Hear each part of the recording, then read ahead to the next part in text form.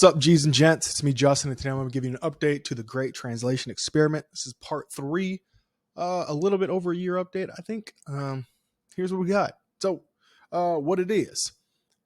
So, I know that my case study niche site has a pretty decent-sized international audience. They're underserved. I found a bunch of keywords that look just like this, at least in Spanish, that were, easy, decent search volume, what happened, or whatnot. But different languages, and I don't speak any other languages very well, if at all. So I decided to go in with bought Translate Press and using the DeepL API automatically translates everything for me.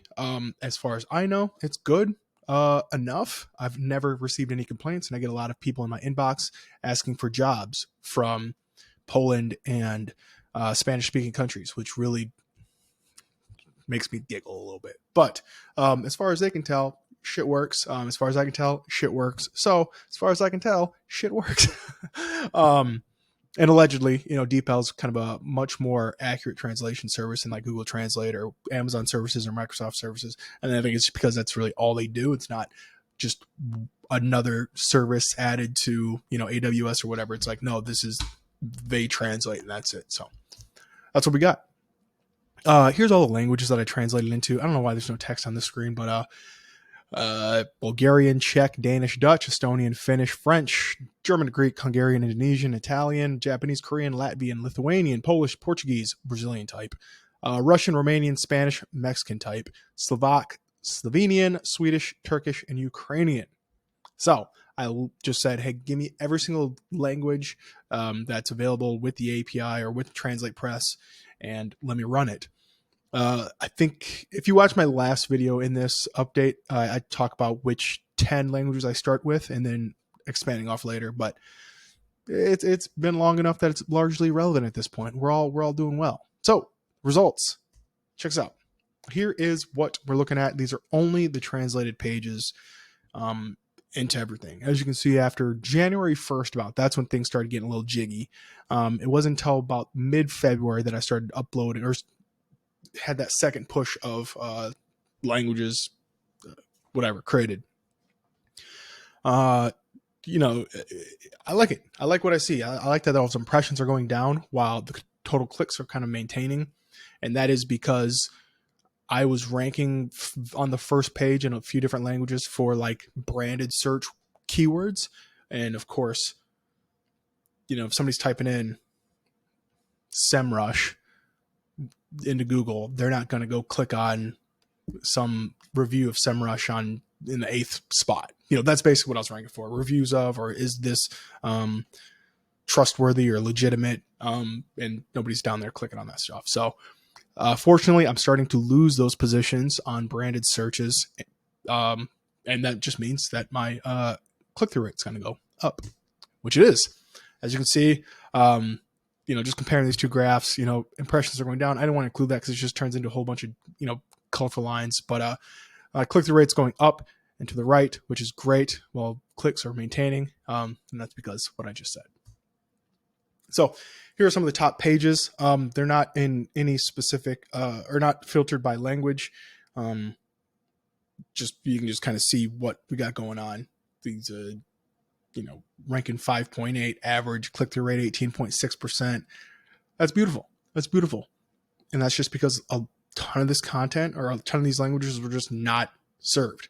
Here are the top keywords, and those that are highlighted are those branded search I was talking about. They got huge impressions. Tons of people that are seeing it, but they're not clicking because they don't want to go look at this SEMrush for Ahrefs, for example. They want to go look at SEMrush or Ahrefs, whatever. So again, those ones are all kind of dying. While you can see like this one right here, ranked position 1. This is for the entire lifespan, the same kind of from the start to whatever, 4 hours ago, whatever. 92% click-through rate for that one keyword. Like people are like, we're doing well. And here's the top countries. In case you want to know, Germany's leading the way. I know that the Netherlands, all the way down here, the reason we're 0.2% CTR is because like I want to say a third of those impressions are from one branded search, and it literally shows 0%, in Search Console, because it's like a few hundred versus like 160,000 impressions. So hopefully those continue to die off. That way, we're not served for an audience that doesn't want to look at what I got. So is it worth it for my sites? Yes. I can make a reasonable assessment that yes, I'm getting a return. It's through click-throughs. Some of the affiliate programs I can filter through by country.